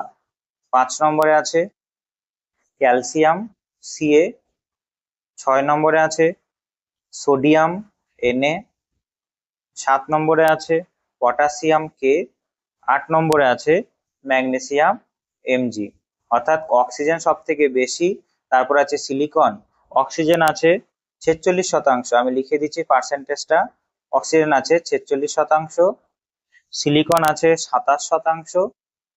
ঠিক আছে, অ্যালুমিনিয়াম আছে 8.1%, তারপরে লোহা আছে 5%, ক্যালসিয়াম আছে 3.6%, সোডিয়াম আছে 2.8%, আর পটাশিয়াম আছে 2.6%, আর ম্যাগনেসিয়াম আছে 2.1%। অর্থাৎ এটা হলো ভূত্বকের উপাদান। অক্সিজেন কেমন করে আছে, বিভিন্ন রাসায়নিক উপায়ে মিশে আছে মাটির বিভিন্ন সঙ্গে। ঠিক আছে, এরপরে ভূত্বকের আরো বৈশিষ্ট্য আছে বলছি, শুনবে। ভূত্বকের বৈশিষ্ট্য যদি বলি, এই এই ভূত্বকে কোন তরঙ্গ প্রবাহিত হবে, শুধুমাত্র পৃষ্ঠ তরঙ্গ প্রবাহিত হবে। ঠিক আছে, ভূত্বকের ওপরে পৃষ্ঠ তরঙ্গ প্রবাহিত হবে। ঠিক আছে, পৃষ্ঠ তরঙ্গ একমাত্র কোথায়, যদি বলে যে পৃষ্ঠ তরঙ্গ একমাত্র পৃথিবীর যে স্তরবিন্যাস আছে সেটা কোথায় প্রবাহিত হয়, একমাত্র এল তরঙ্গ ভূত্বকেই প্রবাহিত হয়, ভূত্বকেই প্রবাহিত হয়। ঠিক আছে, এইগুলো লিখে নিতে পারো শর্ট নোট করে। ঠিক আছে, শুধুমাত্র ভিডিও দেখলে হবে না, লিখে নিতে হবে। ঠিক আছে, কতগুলো স্তর আছে। এরপরে বলি যে এরপরে আছে, এটা সাধারণভাবে বৈশিষ্ট্য গেল। এবার মহাদেশীয় ভূত্বকের কথা বলি। মহাদেশীয় ভূত্বক, মহাদেশীয় ভূত্বকের কি বললাম, শিয়াল, তাই তো? মহাদেশীয় ভূত্বক বললাম, মহাদেশীয় ভূত্বক।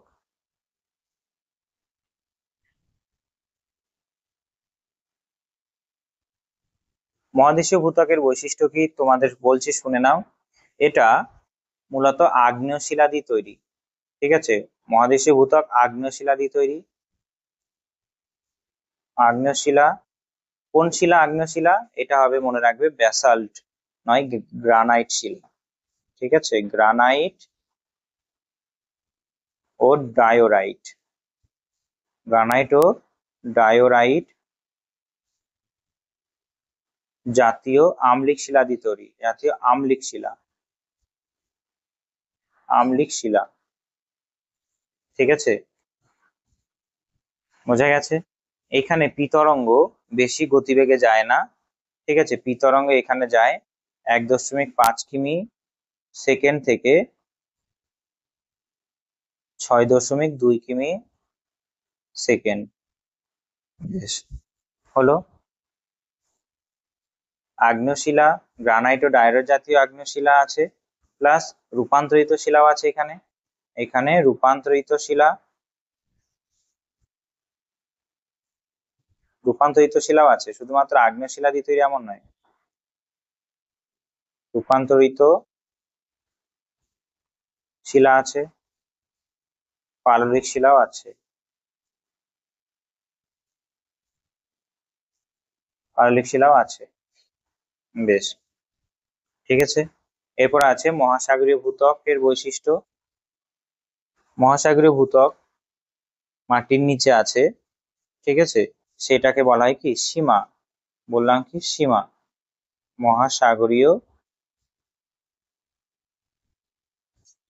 ভূত্বক কোথায় আছে? মাটির নিচে। সেটা কত কিমি গভীরে? প্রায় 10 কিমি গভীরে পর্যন্ত বিস্তৃত, 10 কিমি বিস্তৃত, ঠিক আছে? 10 কিমি, প্রায় 10 কিমি বিস্তৃত। অতটা গভীরতা নয় এটা, মহাদেশীয় ভূত্বকটা বেশি গভীর। এটা কি শিলা দিয়ে তৈরি? এটা বেশিরভাগ মনে রাখবে যে ব্যাসাল্ট শিলা দিয়ে তৈরি। মহাসাগরীয় ভূত্বক ব্যাসাল্ট শিলা দিয়ে তৈরি, ব্যাসাল্ট শিলা দিয়ে তৈরি, ঠিক আছে? মহাসাগরীয় ভূত্বক ব্যাসাল্ট শিলা দিয়ে তৈরি। আর এখানে তো বিযুক্তি রেখাগুলো বললাম, যে শিয়াল সীমার মাঝে কলোরাডো, আর কি আছে? মোহরবিসিক আছে ভূত্বক আর গুরুমণ্ডলের মধ্যে। এই যে এখানে, ঠিক আছে, কলোরাডো আর মোহরবিসিক, এই যে এখানে আছে মোহরবিসিক আর কলোরাডো, ঠিক আছে? এরপরে ভূত্বকের বৈশিষ্ট্য মোটামুটি হলো, ভূত্বকের যদি ঘনত্ব বলি, টোটাল ঘনত্ব, শিয়ালের ঘনত্ব বলি, শিয়ালের ঘনত্ব মোটামুটি হবে 2.7 গ্রাম। ঘনত্ব বলতে কি বোঝায় আমরা প্রথমেই বলেছি, ঘন সেমি, ঠিক আছে? ঘন সেমি। আর সীমার ঘনত্ব কত হবে? 2.9 গ্রাম ঘন সেমি। অর্থাৎ ভূত্বকের 1 সেমি 1 সেমি 1 সেমি যদি শিয়ালের কাছ থেকে মেটেরিয়াল গুলো নাও, তাহলে অণুগুলো যদি এখানে 1 সেমির ও একটা পাত্রে ভরা হয়, কত গ্রাম ওজন হবে? 2.78 গ্রাম ওজন হবে, ঠিক আছে? আর সীমার যদি মেটেরিয়াল গুলো এরকম 1 সেমি পাত্রে রাখো, একটু ভারী, তাই অণুগুলো কাছাকাছি আছে তাই ভারী বলে, এটা কত গ্রাম হবে? 2.9 গ্রাম সেমি কিউব বা ঘন সেমি। সেমি কিউব কেন বলছে? এটা 1 সেমি, এটা 1 সেমি, এটা 1 সেমি, সেই কারণে। বেশ, ঘনত্ব বা ভূত্বক সম্পর্কে ধারণা হয়ে গেল, ঠিক আছে? আর ভূত্বক মনে রাখবে সব থেকে এই ভূত্বকের যে পুরুত্ব, সেটা সব থেকে কম, ঠিক আছে? ভূত্বকের পুরুত্ব সব থেকে কম। এখানে ছবিতে দেখাই, এই যে দেখতে পাচ্ছ যে ভূত্বকের পুরুত্ব সব থেকে কম এই যে এখান থেকে এতখানি, ঠিক আছে, এইখান থেকে এতখানি হলো পুরুত্ব এর, ঠিক আছে, এখান থেকে এতখানি এর পুরুত্ব। গুরুমণ্ডল কতখানি পুরুত্ব, সব থেকে বড় গুরুমণ্ডল এতখানি, আর কেন্দ্রমণ্ডল এতখানি, ঠিক আছে,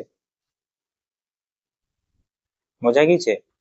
তাই গুরুমণ্ডলের সব থেকে বেশি স্থান জায়গা জুড়ে আছে, ঠিক আছে, আর সব থেকে কম জায়গা জুড়ে আছে ভূত্বক, আর কেন্দ্রমণ্ডল সব থেকে মাঝামাঝি আছে, মাঝামাঝি জায়গা দখল করে আছে।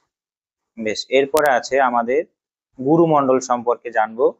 এই ভূত্বককে ইংরেজিতে কি বলা হয়? ক্রাস্ট।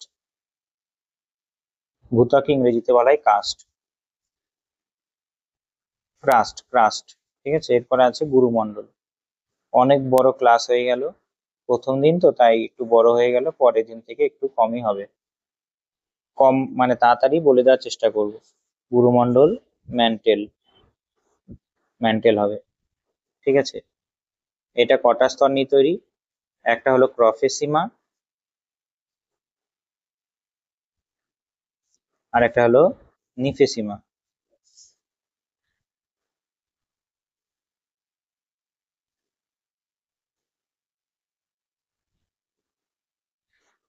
একটা হলো প্রফেসিমা আর একটা হলো নিফেসিমা।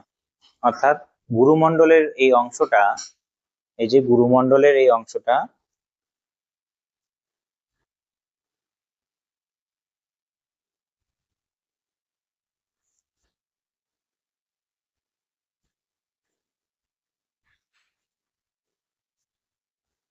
এই অংশটা দুটো স্তর নিয়ে তৈরি, ঠিক আছে। এটা হলো প্রফেসিমা আর এটা হলো নিফেসিমা।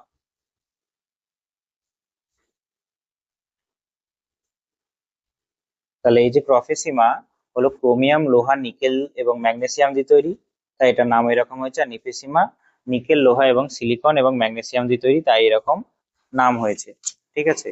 এটা কত কিলোমিটার গভীর আমরা আগেই বলেছি, আর একবার বলি।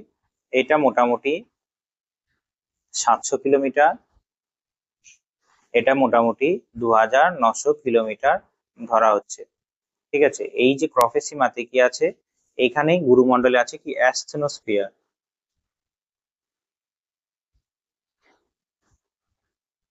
অ্যাসথেনোস্ফিয়ার আছে, ঠিক আছে। এইখানে গুরুমণ্ডলে আছে কি অ্যাসথেনোস্ফিয়ার। এই অ্যাসথেনোস্ফিয়ার আছে, এই অ্যাসথেনোস্ফিয়ারটাকে বলা হয় কি ক্ষুদ্র মণ্ডল। এটাকে কি বলা হয়? ক্ষুদ্র মণ্ডল। কোথায় আছে? এই যে প্রফেসিমাতে, এই যে এই পার্টটায়, অর্থাৎ মোটামুটি এই বরাবর 400 কিমি বরাবর, ঠিক আছে, অ্যাসথেনোস্ফিয়ার আছে। এটাকে বলে ক্ষুদ্রমণ্ডল। কে নামকরণ করেন? নামকরণ করেন, আমি লিখছি, লিখে নাও। ব্যারেল। ব্যারেল 1914 খ্রিস্টাব্দে, 1914 খ্রিস্টাব্দে এটার নামকরণ করেন, 1914 খ্রিস্টাব্দে, ঠিক আছে। এইখানে কি, এইটা হলো নিম্নগতি অঞ্চলে বলা হয় প্রফেসিমা, LVZ, অর্থাৎ লো ভেলোসিটি জোন, লো ভেলোসিটি জোনও বলা হয় একে, ঠিক আছে। আমি যা লিখছি তোমরা খাতায় নোট ডাউন করে নাও, পরে রিভিশন করতে সুবিধা হবে, ঠিক আছে। এটা হলো নিম্ন গতি সম্পন্ন অঞ্চল, এখানে ভূমিকম্প তরঙ্গ ধীর হয়ে যায় গেলে, ঠিক আছে। বেশ, তাহলে অ্যাসথেনোস্ফিয়ার সম্পর্কে জানা গেল যে এইটা কি ধরনের স্তর, এখানে ভূমিকম্প তরঙ্গ ধীর হয়ে যায়। তোমরা তোমাদের নিজেদের বই পড়বে, আরো ভালো করে বৈশিষ্ট্যগুলো দেখবে, ঠিক আছে। সব বৈশিষ্ট্য তো ভিডিওতে বলা মুশকিল, তাই তোমরাও নিজেরা বাড়িতে বই খুলে বৈশিষ্ট্যগুলো লিখবে। আমি স্পেশাল স্পেশাল যে বৈশিষ্ট্যগুলো আছে সেগুলো বলছি, বোঝা গিয়েছে? এরপরে গুরুমণ্ডলের যে দুটো স্তরের কথা বললাম আমরা, গুরু ভূত্বক যখন পড়লাম তখন বললাম এটা হলো মুহ, মুহুরভিসিক। আর এই যে প্রফেসিমা, নিফেসিমা, এই যে এই স্তরটা হলো, এই যে এই যে দাগটা দিলাম, এটা হলো আমাদের একটা আরেকটা বিযুক্তি, যেটাকে বলা হয় রেপেত্তি, যেটাকে কি বলা হয়? রেপেত্তি বিযুক্তি। আর এইটা হলো গুরুমণ্ডল, ঠিক আছে। এই যে এই অংশটা থেকে, এই অংশটা থেকে এতখানি যদি গুরুমণ্ডল হয়, নিচের অংশটা হয়ে গেছে এটা কি? এই অংশটার পরে, ঠিক আছে, এটা আছে কেন্দ্রমণ্ডল। এই কেন্দ্রমণ্ডল আর গুরুমণ্ডলকে আলাদা করছে সেই বিযুক্ত রেখার নাম কি? এটা হবে গুটেনবার্গ। গুটেনবার্গ, এই গুটেনবার্গ বিযুক্তি রেখা কোথায় আছে? কেন্দ্রমণ্ডল আর গুরুমণ্ডলের মাঝে আছে, ঠিক আছে। আর গুটেনবার্গ হয়ে গেল। এরপরে আমরা গুরুমণ্ডলের এক এক করে বৈশিষ্ট্যগুলো বলছি, শুনে নাও। এক এক করে বৈশিষ্ট্য যদি বলি, গুরুমণ্ডলের সব থেকে বেশি স্থান জায়গা দখল করে আছে, প্রায় 67% জায়গা দখল করে আছে, ঠিক আছে। আর গভীরতা যত বাড়ে, গভীরতা যত বাড়ে ঘনত্ব কি হয়? ঘনত্ব বৃদ্ধি পায়। গভীরতা যত বাড়ে ঘনত্ব বৃদ্ধি পায়, ঠিক আছে। আর এই বহিগুরুমণ্ডলের অংশে, বহিগুরুমণ্ডল মানে কি বোঝায়? এই যে প্রফের সীমাটা হলো বহিগুরুমণ্ডল আর নিফের সীমাটা হলো নিম্ন গুরুমণ্ডল। তাহলে বহিগুরুমণ্ডলে মনে রাখবে যে হঠাৎ করে পি তরঙ্গ গতিবেগ বেড়ে যায়। পি তরঙ্গ গতিবেগ কি হয়? গতিবেগ হঠাৎ করে বেড়ে যায়, ঠিক আছে। পি তরঙ্গের গতিবেগ হঠাৎ করে বেড়ে যায়, বোঝা গিয়েছে?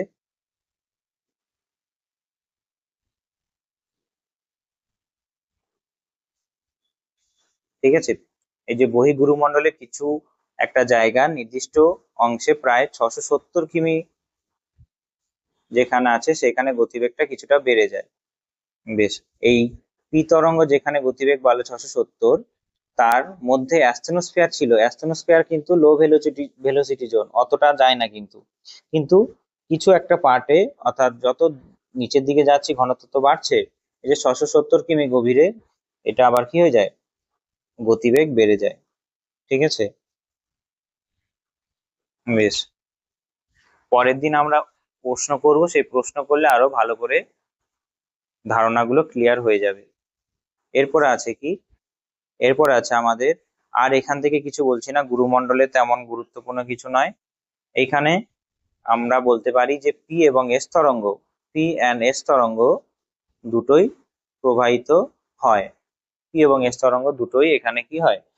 প্রবাহিত হয়, ঠিক আছে। পি এবং এস তরঙ্গ দুটোই এখানে প্রভাবিত হয়।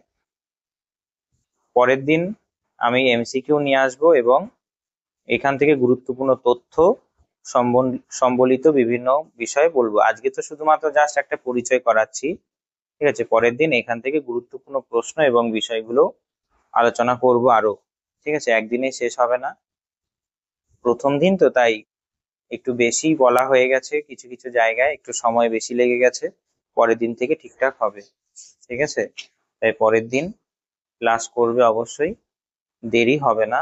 আর তোমাদের যদি খুব দেরি লাগে তবে কি করবে, এটা 2x স্পিডে গিয়ে দেখবে, ঠিক আছে। এরপর আছে কেন্দ্রমণ্ডল, এরপর আছে সি কেন্দ্রমণ্ডল। কেন্দ্রমণ্ডল যে অংশটা, সেটা কে বলা হয় নিফে। কেন্দ্রমণ্ডলকে বলা হয় নিফে। এই উপরের স্তর, অর্থাৎ এটা দুটো স্তর, একটার নাম হলো কি বহিকেন্দ্রমণ্ডল, কেন্দ্রমণ্ডল, আর 2 নম্বর হলো অন্তঃকেন্দ্রমণ্ডল, অন্তঃকেন্দ্রমণ্ডল। বহিকেন্দ্রমণ্ডল হলো তরল আর অন্তঃকেন্দ্রমণ্ডল হলো কঠিন। পৃথিবী যেহেতু ঘুরছে পশ্চিম থেকে পূর্ব দিকে, ঠিক আছে, পৃথিবী যেহেতু ঘুরছে পশ্চিম থেকে পূর্ব দিকে, তাই এর ভেতরের যে অংশটা আছে, অর্থাৎ কেন্দ্রমণ্ডলের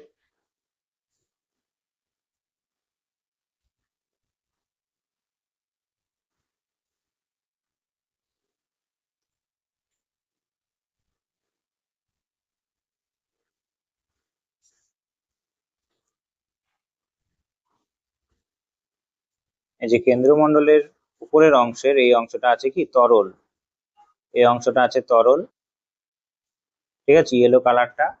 আর ভেতরের অংশটা কি আছে? ভেতরের অংশটা আছে কঠিন। এই যে এই অংশটা হলো কঠিন, ঠিক আছে। এই অংশটা কঠিন থাকার কারণে কি হচ্ছে, পৃথিবী যখন ঘুরছে তখন পৃথিবীর ঘোরার জন্য এই পার্টের সঙ্গে এই যে ঊর্ধ্বকেন্দ্রমণ্ডলের সঙ্গে ভেতরের যে কেন্দ্রমণ্ডল আছে তার সঙ্গে একটা সংঘর্ষ হচ্ছে, ঠিক আছে। অর্থাৎ এই দুটোর মধ্যে কি হচ্ছে, সংঘর্ষ হচ্ছে, ঘর্ষণ লাগছে, যার ফলে কি হচ্ছে, যে তড়িৎ তৈরি হচ্ছে। আমরা ছোটবেলায় করেছি এরকম একটা পেরেকে, ঠিক আছে, পেরেকে এরকম যদি আমরা কোনো তার পেঁচিয়ে দিই, ঠিক আছে, এরকম তার পেঁচিয়ে দিই, এইদিকে প্লাস ভি ভোল্টেজ, এইদিকে মাইনাস ভোল্টেজ যদি দেয়া হয় তাহলে কি হয়, এইখানে ছোট ছোট পিন কি হয়, ম্যাগনেট তৈরি হয়, পিন আটকায়, তাই না। তাই এখানে কি হচ্ছে যে কেন্দ্রমণ্ডলের ভেতরের অংশটা, উপরের অংশটা তরল আর ভেতরের অংশটা কঠিন থাকার কারণে ঘর্ষণ বলের জন্য এইখানে পৃথিবী কি তৈরি হচ্ছে, এইখানে এই পৃথিবীর অন্তঃকেন্দ্রমণ্ডলের বহিঃকেন্দ্রমণ্ডলের জন্য পৃথিবী কি তৈরি হচ্ছে, এরকম করে ম্যাগনেটিক ফিল্ড তৈরি হচ্ছে, ঠিক আছে। এরকম একটা ম্যাগনেটিক ফিল্ড তৈরি হচ্ছে, যেটা আমাদের পৃথিবীর চুম্বকত্ব অর্থাৎ যে কোনো কম্পাসকে দিক নির্দেশ করতে সাহায্য করছে, ঠিক আছে, যে কোনো কম্পাসকে দিক নির্দেশ করতে সাহায্য করে, ঠিক আছে। নর্থ সাউথ আমরা যে কম্পাস দিয়ে দেখি সেটা এই কেন্দ্রমণ্ডলে ম্যাগনেট তৈরি হয়েছে বলেই হয়েছে। অর্থাৎ এই ম্যাগনেট আমাদের জন্য ভীষণ গুরুত্বপূর্ণ। সৌরঝড় আসে মাঝে মাঝে, মনে রাখবে সৌরঝড় আসে, কিন্তু বায়ুমণ্ডলকে এই ম্যাগনেট আঁকড়ে ধরে আছে বলে সৌরঝড় এসে সোলার স্টর্ম, যেটাকে বলে সোলার স্টর্ম, সৌরঝড় এসে এখানকার যে বায়ুমণ্ডল আছে সেটাকে উড়িয়ে নিয়ে যেতে পারে না, ঠিক আছে। সৌরঝড় এসে এখানকার বায়ুমণ্ডলকে উড়িয়ে নিয়ে যেতে পারে না, ঠিক আছে। কি জন্য আছে, পৃথিবীর ম্যাগনেট, ঠিক আছে, ম্যাগনেট তৈরি হয়েছে বলে। কি জন্য তৈরি হয়েছে, এই যে বহিঃকেন্দ্রমণ্ডল, লিখে নেবে, বহিঃকেন্দ্রমণ্ডল এবং অন্তঃকেন্দ্রমণ্ডলের সংঘর্ষের ফলে যে চার্জ তৈরি হচ্ছে সেই চার্জের জন্য এই পৃথিবীর চারপাশে কি তৈরি হচ্ছে, এরকম ম্যাগনেটিক ফিল্ড তৈরি হয়েছে, এরকম ম্যাগনেটিক ফিল্ড তৈরি হয়েছে, ঠিক আছে। বেশ, তাহলে ম্যাগনেটিক ফিল্ড তৈরি হওয়ার কারণ কি, আমাদের কেন্দ্রমণ্ডল যে বহিঃকেন্দ্রমণ্ডল আছে তরল থাকার কারণে, অন্তঃকেন্দ্রমণ্ডলের কঠিন থাকার কারণে ঘর্ষণের জন্য এই ম্যাগনেট তৈরি হয়েছে। এই ম্যাগনেট আছে বলে আমাদের পৃথিবীর ওপর থেকে বায়ুমণ্ডল সরে যাচ্ছে না, ঠিক আছে, যদি না থাকতো সরে যেত। তবে বোঝা গেছে কেন্দ্রমণ্ডল এর বৈশিষ্ট্য, এটাই সব থেকে গুরুত্বপূর্ণ বৈশিষ্ট্য কেন্দ্রমণ্ডলের, ঠিক আছে। কেন্দ্রমণ্ডল হলো লোহা এবং নিকেল দিয়ে তৈরি। আর অবশ্যই মনে রাখবে এখানে কোন তরঙ্গ প্রবাহিত হবে, খালি পি তরঙ্গ প্রবাহিত হবে, খালি এখানে কোন তরঙ্গ প্রবাহিত হবে, খালি পি তরঙ্গ, ঠিক আছে। পি তরঙ্গ কেন্দ্রমণ্ডলের উপর দিয়েই খালি যাবে, বোঝা গিয়েছে। আর এই এস তরঙ্গ কেন যাবে না, কারণ এই যে এটা তরল আছে বলে, এই যে বহিঃকেন্দ্রমণ্ডল তরল আছে বলে আর ভেতরে যায় না। সব থেকে ঘনত্বের বেশি, ঘনত্ব সব থেকে বেশি, প্রায় এর ঘনত্ব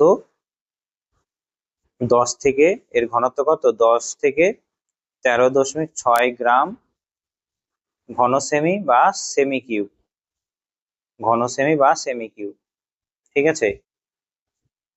সব থেকে ঘনত্ব বেশি, পৃথিবীর মোট আয়তনের প্রায় 13% এটা দখল করে আছে, ঠিক আছে। এটা প্রায় মোট আয়তনে 13% দখল করে আছে, ঠিক আছে। মোট আয়তনে 13% দখল করে আছে এটা।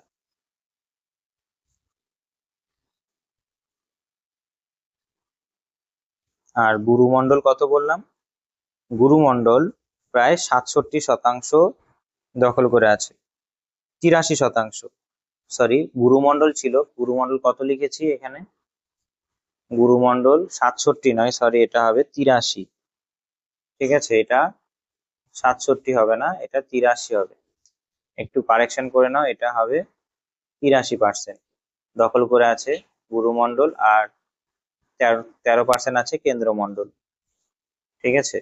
এরপরে কেন্দ্রমণ্ডল যেহেতু দুটো স্তর দিয়ে তৈরি, তাই আমি আঁকছি, দেখো।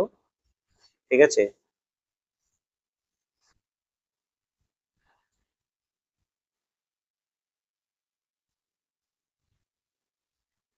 এটা হলো এটা হলো বহিঃকেন্দ্রমণ্ডল, আর এটা হলো অন্তঃকেন্দ্রমণ্ডল।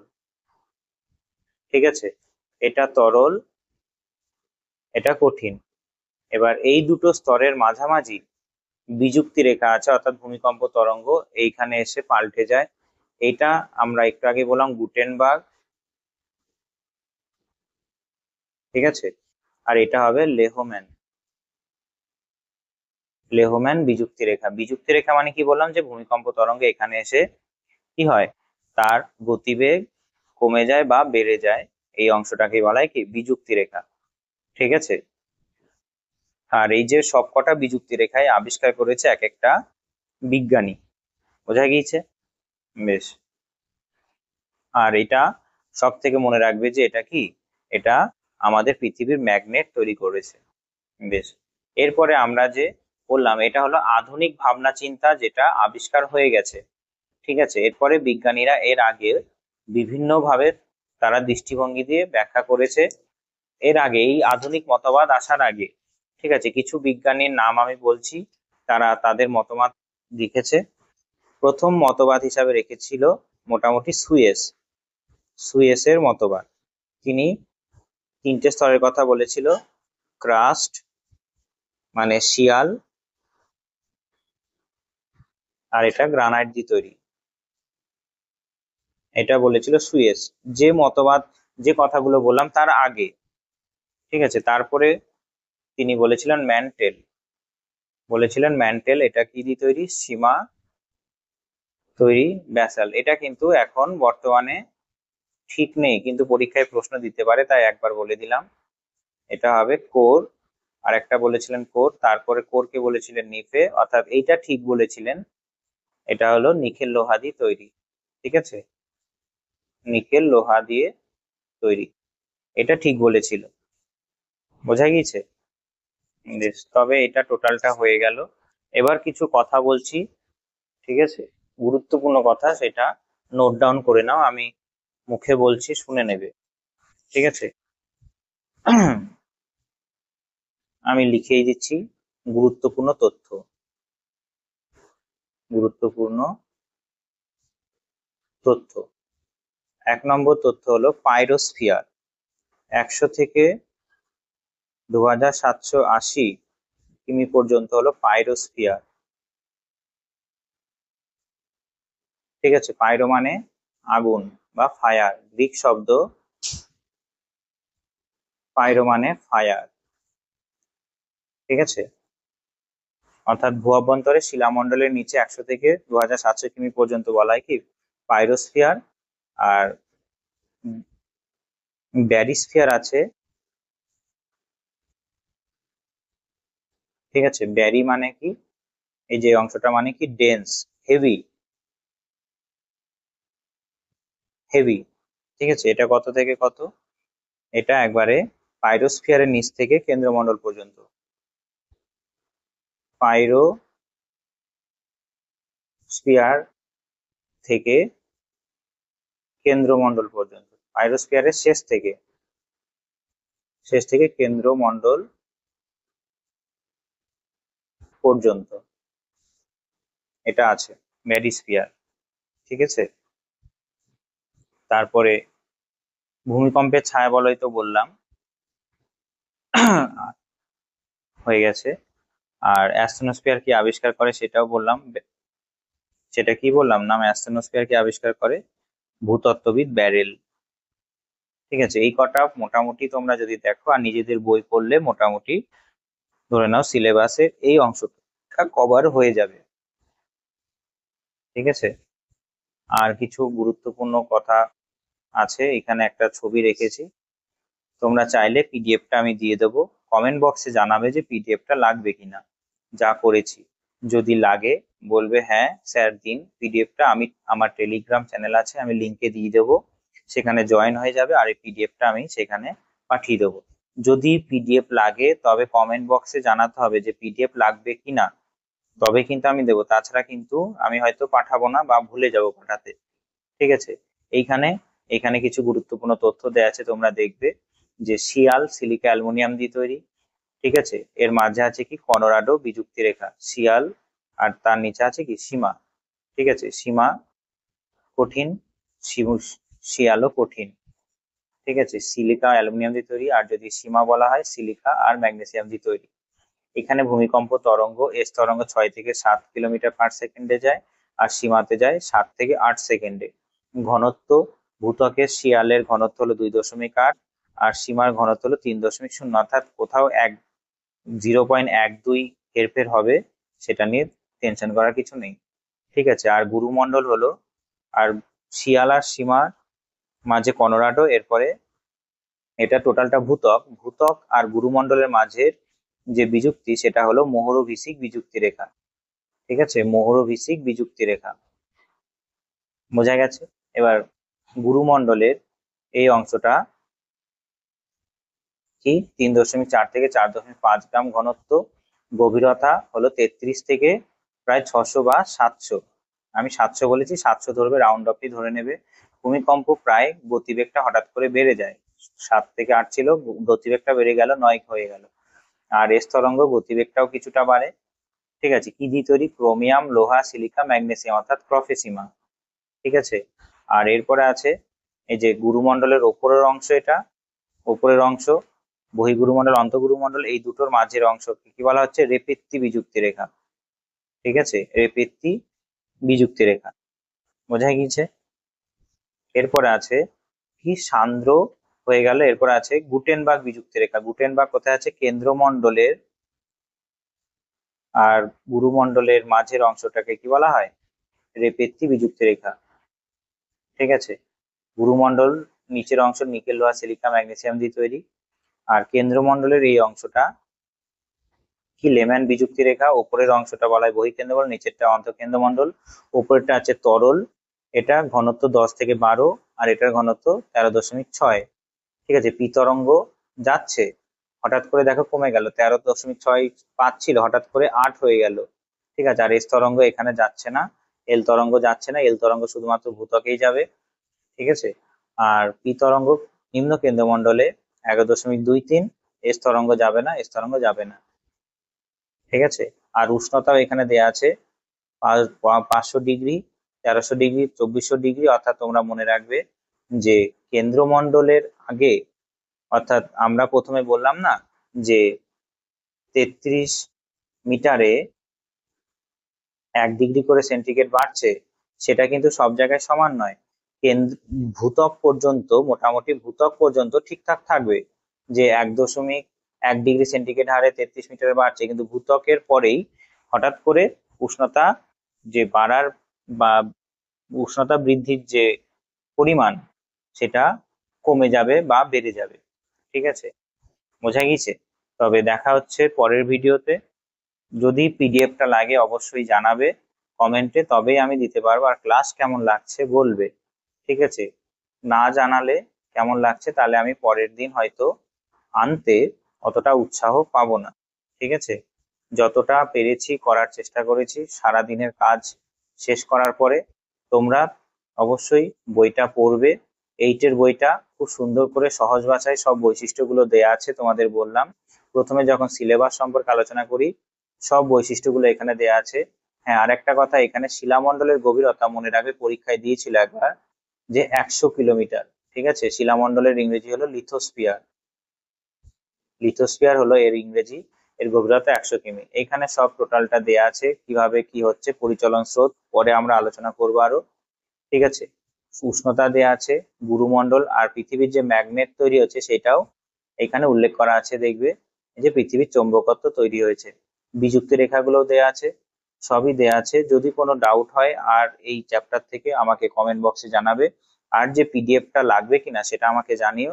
আর এই যে 8 ক্লাসের যে বইটা বললাম, এই বইটা তোমরা পিডিএফ এর সার্চ করিলেই পেয়ে যাবে।